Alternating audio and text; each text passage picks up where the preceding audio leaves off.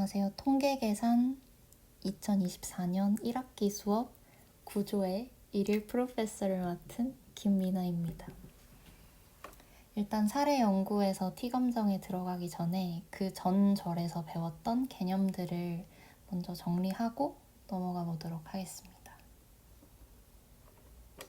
먼저 24.2절에서는 코드 구성에 대한 내용을 학습했는데요. 이 절에서는 최대한 쉽고 오류 없는 최적화를 위한 코드를 구성하는 방법에 대해서 배웠습니다. 일단 첫 번째로 코드를 빠르게 만들 때 빠지기 쉬운 함정이 두 가지가 있었는데, 첫 번째는 빠르지만 잘못된 코드, 그리고 두 번째는 빠르다고 생각하던 코드를 작성했지만 실제로는 그 이전에 작성했던 코드보다 더 느린, 더 좋지 않은 코드를 작성하는 경우가 있었습니다. 근데 이 프로그램이 조금 느려진다 싶을 때는 여러 가지 방식을 조금 떠올릴 수가 있는데, 첫 번째는 모든 관련된 동작들을 캡슐화 시켜서 각 접근 방식에 대한 함수를 작성하는 방법이 있었습니다. 이 각 접근 방식이 올바른 결과를 방환할 수 있는지 확인을 해서 실행하는 데 걸리는 시간을 우리가 타이밍이라고 말하면서 측정을 할 수 있었어요.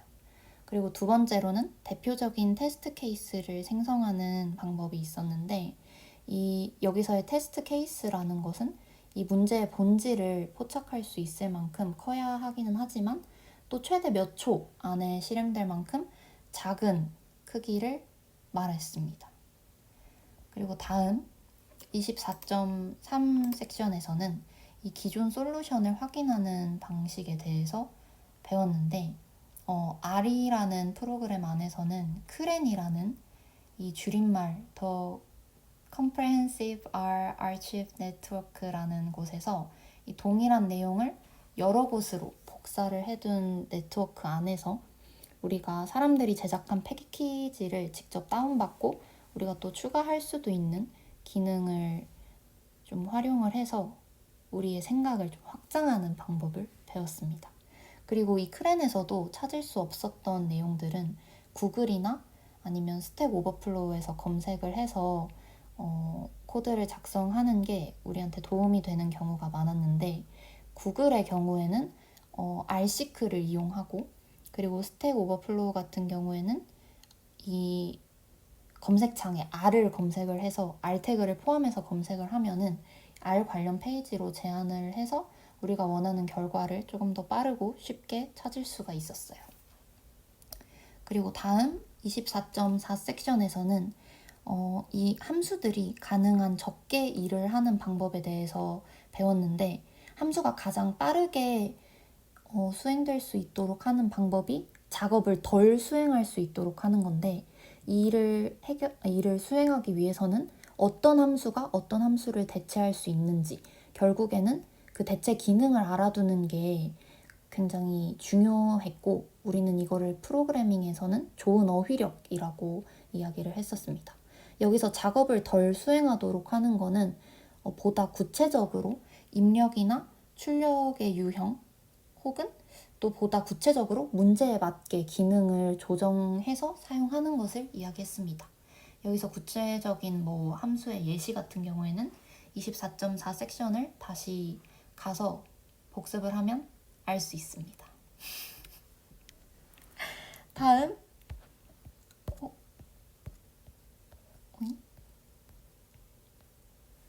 됐다. 24.5 섹션에서는 벡터화에 대한 내용을 학습했는데, 여기서 R을 공부한 사람이라면 꽤 유명한 말이죠. 코드를 벡터화하라.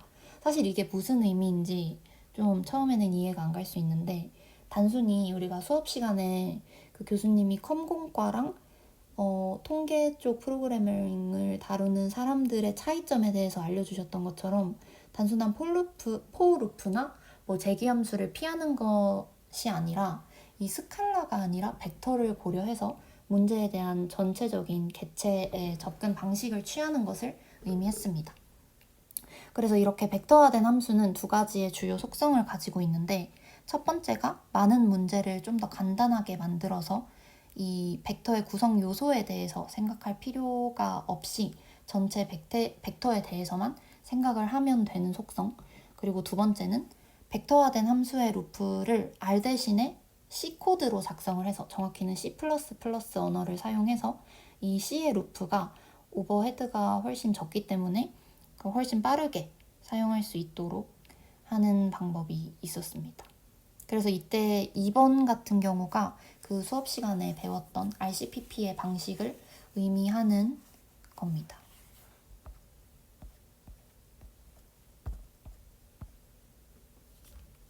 안 넘어가 이게.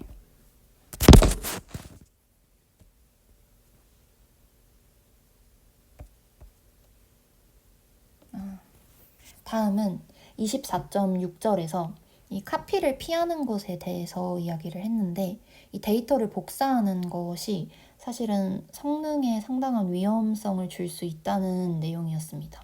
예를 들면 함수로 따지자면 C나 append, 그 다음에 cbind, rbind 등의 함수를 예를 들 수가 있는데, 이게 마치 위에서 말했던 포르프를 사용하는 것처럼 상당히 위험할 수 있다. 그러니까 이런 복사본 대신에는 원본을 조금 더 사용하는 것을 권장한다. 함수를 빠르게 수행할 수 있도록 하기 위해서는, 그런 내용이었습니다. 그래서 이런 방식들을 기반으로 해서 실제로 T검정에 대한 사례 연구를 해볼 텐데, 이제 이 반복되는 T검정의 속도를 약 1000배 정도, 우리가 이 사례 연구를 끝내고 나면은 처음에 비해서 무려 약 1000배 정도의 속도가 줄어드는 그런 사례를 들어보도록 하겠습니다. 근데 이거 같은 경우에는 홀거 슈벤더랑 티나 퀼러가 쓴 RR 프로그램 안에서 동시에 1000개의 검정 통계를 계산하는 예제를 기반으로 하고 있는데, 제가 여기 사진을 붙여놓긴 했는데, 이 홀거 슈벤더 박사님은 교수직을 지금 하고 계셔가지고 사진을 찾기가 되게 쉬웠는데, 티나 퀼러 같은 경우에는 굉장히 베일에 쌓여진 듯이 사진을 찾을 수가 없었습니다. 그래서 얼굴 같은 경우에는 상상 속의 인물로 남겨두도록 하겠습니다. 아무튼 이 예제를 한번 살펴보면은 1000개의 실험과 각 실험에서 50명의 개인을 각각 행과 열로 데이터로 구성을 했다고 가정을 하고, 이 각 실험에서 처음에 25명의 개인을 그룹 1, 그리고 나머지 25명의 개인을 그룹 2에 할당을 한 다음에 랜덤 데이터를 활용하는 코드를 밑에 박스에서처럼 볼 수가 있습니다.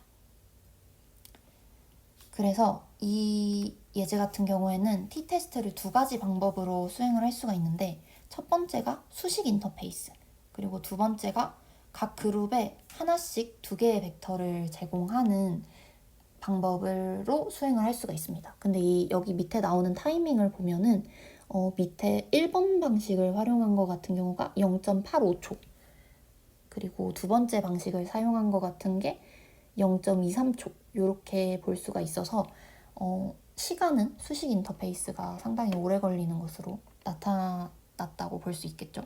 그래서 우리는 두 번째 방법을 조금 더 디벨롭 시키는 연구를 해보도록 하겠습니다. 그래서 여기 안에서도 사실은 두 번째 방법 같은 경우에도 포르프가 사용이 됐기 때문에, 이 포르프가 사실 여기서는 계산을 하고 있기는 하지만 값을 저장하지는 않고 있어요. 그래서 딱히 엄청 시간을 느리게 한다고 볼 수는 없지만, 여기서도 포르프가 싫다면 mapdbl 함수를 지정할 수 있습니다. 이 mapdbl 함수 같은 경우에는 여기 24장이 아니라 앞에 9장에서 전체 논문을 살펴보면 자세히 볼 수가 있고, 이렇게 지정된 밑에 있는 코드에서 mapdbl 함수로 인해서 약간의 오버헤드가 추가됐음을 볼 수가 있어요.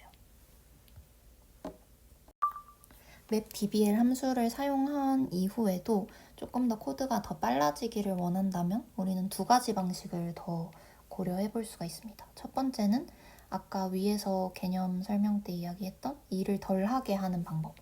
그러니까 우리가 여기 나오는 stat.test 디폴트 여기 코드를 보면은 이게 단순히 t 통계량을 계산하는 거 이상의 기능을 수행하고 있다는 거를 볼 수가 있는데, 이 t 통계량 계산하는 거 말고도 p 값을 계산하고 또 출력을 인쇄하기 위한 포맷을 만들고 있어요. 이렇게 불필요한 우리가 원하지 않는 것들을 제거하면서 코드를 더 빠르게 만들 수가 있습니다. 그래서 이로 인해서 약 6배의 속도가 향상되었음을 볼 수 있겠네요. 다음 두 번째 방법은 이 벡터화하기를 또 활용해 볼 수가 있는데, 함수 외부에 있는 배열을 반복하는 대신에, 이 루프하는 대신에 값의 행렬을 사용하도록 tstat 함수를 수정할 수 있습니다. 그래서 min은 rowmins가 되고, length는 encol 함수가 되고, sum은 rowsum 함수가 돼가지고 나머지 코드는 동일하게 유지하더라도 이 코드 타이밍을 보면은 이전 바로 직전 작업보다는 40배 이상 빨라졌고, 처음 시작보다는 약 1000배가 빨라지면서 우리의 목표를 달성했음을 알 수가 있습니다. 네, 이상으로 효율적인 코드 작성에 대한 일일 프로페서 역할을 마치면서 통계계산 2024년 1학기 클래스 종강을 축하합니다. 감사합니다.